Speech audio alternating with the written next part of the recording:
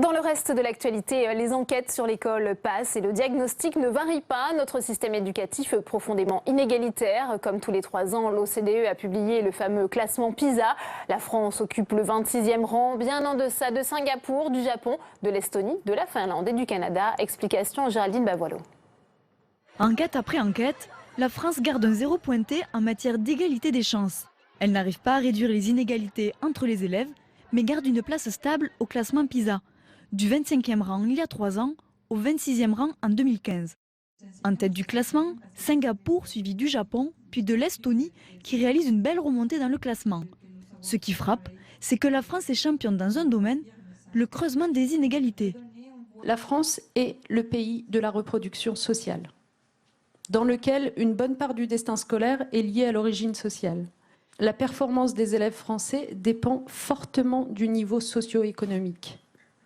Et les résultats de la France sont ceux qui sont le plus fortement corrélés par rapport à ce niveau socio-économique et culturel des familles. Ce facteur joue à 20% sur les notes obtenues, contre 12,9% pour la moyenne des pays de l'OCDE.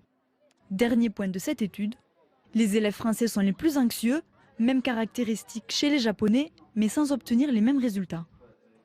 Et on va tout de suite retrouver Tam Tranu en direct de la salle des conférences du Sénat pour une réaction à ce classement PISA. Vous êtes avec le sénateur socialiste du Puy-de-Dôme, Jacques-Bernard Magner, c'est à vous. Oui, Jacques-Bernard Magner, on vient d'entendre Najat Vallaud-Belkacem. La France est donc championne des inégalités en matière scolaire. À quoi est-ce dû selon vous ? Bien écoutez, je crois que d'abord on vient de très loin et l'école semble reproduire un certain nombre d'inégalités qui existent dans la société.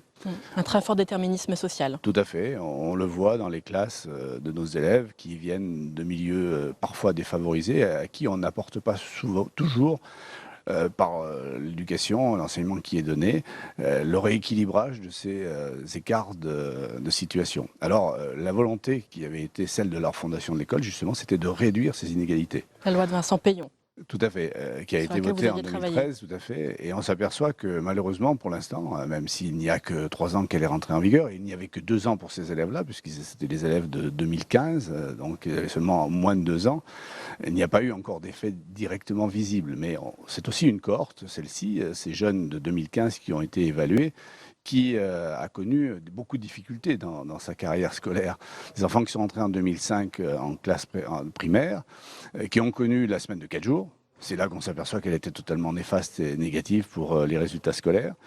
Qui ont connu des enseignants pas suffisamment formés, même s'ils faisaient ce qu'ils pouvaient. Eh bien, aujourd'hui, il est nécessaire à la fois de remettre la formation des enseignants au goût du jour, c'est ce qu'on a fait avec les ESP, les écoles supérieures du professorat de l'éducation, et aussi de donner des moyens. On a perdu 80 000 postes entre 2007 et 2012. Tout ça, c'est donc seulement la faute de la droite, selon vous, Jacques-Bernard Magner ? Non, c'est pas la faute, pas accuser la droite. C'est la faute d'une politique qui était une politique ancienne de façon de voir l'école, de manière traditionnelle. On est là pour des apprentissages, on est là pour reproduire effectivement des connaissances. Or, c'est pas ça. Il y a à l'école la nécessité de faire acquérir des connaissances, des compétences, et puis il faut aussi faire des jeunes qui soient des jeunes citoyens. Et je crois que la loi de refondation... Il faut profondément repenser la pédagogie. Tout à fait, la pédagogie. D'abord, la formation des enseignants pour que cette pédagogie s'améliore, que d'autres notions soient proposées aux enfants, qui sont des enfants tout à fait différents de ceux qu'on a pu connaître il y a 20 ou 25 ans. Qu'est-ce qui explique aussi le désamour des élèves français pour les sciences ? C'est aussi un des enseignements que l'on a eu avec cette enquête. Oui, si vous pouviez me le dire, ça m'arrangerait parce que franchement, je m'aperçois qu'en France, on n'est pas très bon par rapport à ce qui peut exister dans d'autres pays du monde, y compris dans des pays d'Asie qui pourtant n'ont pas parfois le confort d'apprentissage qu'on peut avoir en France. On est meilleur certainement en discours, en philosophie et en texte certainement plutôt qu'en matière scientifique, même si aujourd'hui les matières scientifiques sont fondamentales pour la réussite des jeunes, et notamment dans les formations qui sont universitaires, on s'aperçoit que le scientifique est déterminant. Donc c'est pas très simple de savoir d'où cela vient, on voit où cela mène.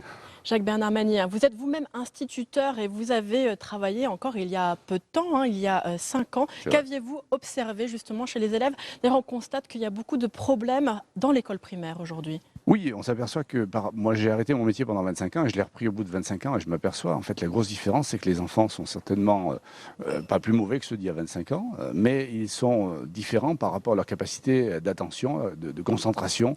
On ne peut pas demander aujourd'hui à un enfant d'être aussi longuement concentré qu'il l'était il y a 30 ans parce qu'il y a beaucoup de centres d'intérêt qui sont divers.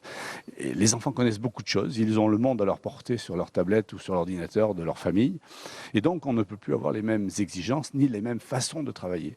Il faut aujourd'hui des pédagogies actives. On cite parfois la pédagogie freinée, d'autres exemples.